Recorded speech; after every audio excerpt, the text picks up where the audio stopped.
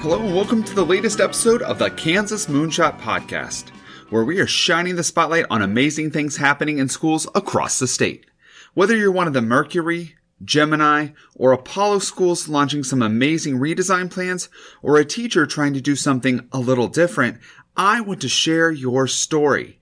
The goal is to celebrate the awesomeness all around us. Hello, it's another one of those mini episodes where I just share some of the things that I've been thinking about in education. Feel free, email me if you disagree with this. I would love to get more voices in on this discussion. But really what I want to talk about today is student choice.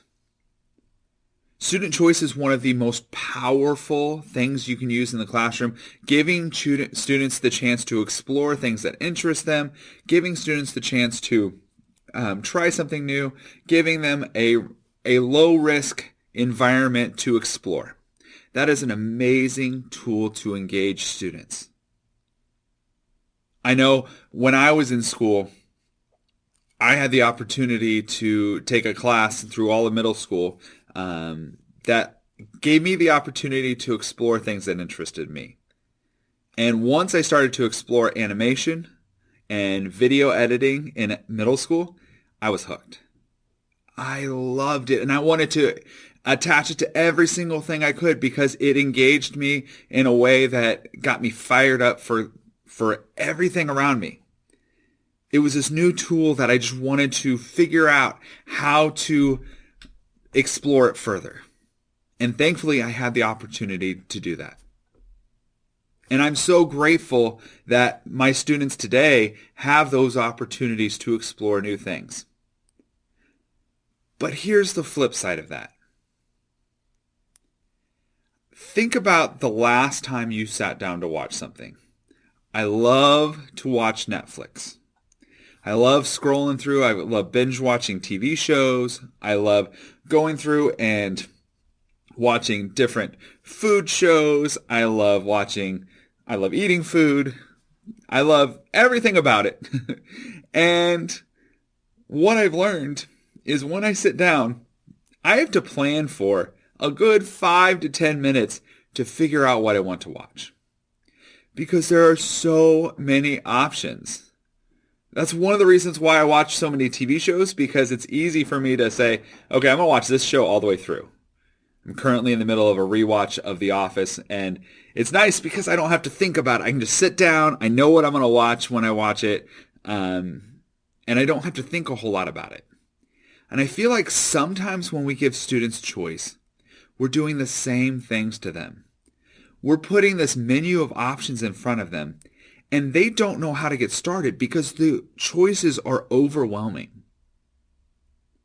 And so what I would push back on with student choice is it's okay to provide some limitations or some guidelines, especially at the younger grades when they may not know what there is out there to explore.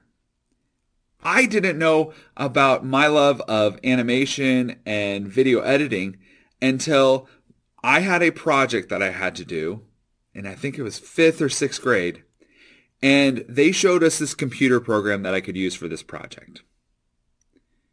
And if they had not given me the opportunity and shown me that project, if they had just said, we've got this topic, we want you to present any way you would like, I would have never explored that topic. It took them to say, here are 3 options. Why don't you choose one of these 3? So here's how I apply it in my own classroom. Right now, we're about halfway through a book, and I want the students to be able to pull in main idea and details from the first 4 chapters of the book. And to do that, I gave them 4 options. They can either create a timeline, they can do an essay, which is more straightforward. They could create a comic strip. Or I always add a 4th bonus option. If they come up with a really great idea, that's fine. They can come up, present an idea to me, and I will usually go along with it. But I found that anything more than 4 or 5 choices is so overwhelming to students, they just spin their wheels and they don't know where to dive in, where to start. So I'm going to challenge you. It's okay to give students limitations. In fact, some of the best, most creative responses to projects I've given students have come from limitations. When I give students these parameters, the creativity really comes out. If you know anything about my classroom, I run a gamified class, and some of the best moments in the classroom have come from game limitations. For example, I may have a challenge for them to complete, and they come up with some of the most out-of-the-box ways to achieve that challenge, but they have these rules they have to follow. And it's almost like it gives them bumpers like you're bowling. Think about when you go to a bowling alley and you put the bumpers up and you can bounce back and forth, but you're still going to hit the pins. That's what I feel like some of those limitations can be. I still believe in student choice. I think it is great. When it comes to student reading, I love to let them choose whatever novel they want. And I have moments throughout the entire school year where they get to read whatever they want. But I also have 2 moments in the school year where we read the same book. One of them's a novel and one of them's a nonfiction text. Because I want that shared experience where we're reading together. And I also want that shared moment. So the nonfiction text is about the civil rights movement. And so we study the history along with the nonfiction text. I also do a unit 4th quarter where we do literature circles. So again, they don't have free choice. There's about 10 books that they get to choose from. So they've got plenty of options, but it's still giving some guidance on the topic. So all I'm saying, and like everything I've been thinking about this year, it's all about balance. Whatever innovative idea you have, just realize, find a balance between giving them complete free rein and giving them too many restrictions. And you're going to go too far one way or the other, and then you just adjust. You course correct. I do that all the time. I find moments when it really clicks. I'm like, oh, this was the perfect amount of choices. This was the perfect variety of choices. Each kid found something that they could connect to. I had kids who explored something new. And then there are other times when you're like, you know what? The kids were overwhelmed. I gave them too many options, and they didn't know where to start. So hopefully you take an opportunity to explore giving your students more choices. But just think in the back of your mind, how is this going to play out? Is this one of those Netflix moments where they're going to be so overwhelmed they don't know where to start? Or is this going to be one of those moments where they're going to explore something new and really engage and find something that they might love?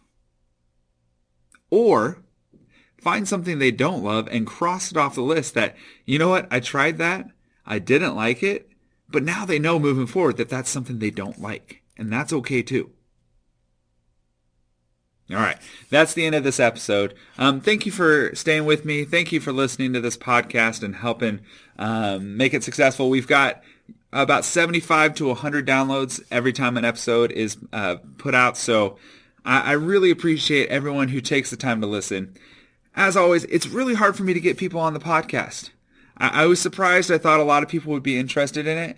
And I think there are 2 things going on. One, we're teachers. And there's a time problem. Like finding a time to actually engage and interact and talk with other teachers, it just doesn't happen. We have a hard time finding those moments in the day, and I understand that. But I also think people second guess themselves. And they think, you know what, I'm not a redesign school. Or my stuff, this lesson that I did was kind of cool, but maybe it's not to the same level as someone else who's doing it. Someone needs to hear your voice. That's the whole point of this podcast, was that I wanted people to hear other teachers around the state of Kansas who are doing cool things. So if you just had a lesson this semester that has just been phenomenal, or it just clicked, like it was one of those really powerful moments. Or if you've got a topic that I was just like what I was talking about today about student choice. If you've got something that you're like, you know what, I really want to talk about this topic. I really want to get these ideas out there. Let me know about it. I would love to have you on the show. Now, final announcement. I know I talked to some of you throughout the previous episodes, and I've been posting on Twitter, but I do have a book coming out in June. It is actually on Amazon right now. It's also on the ISTE website, which I'm so excited about it. It is called Awesome Sauce, and it's all about creating videos to engage students, parents, everyone in the school community, provide information for them, just a whole bunch of different ways to use videos in the classroom. So check it out. I'd love to get your feedback. I'd love for you to come on the show.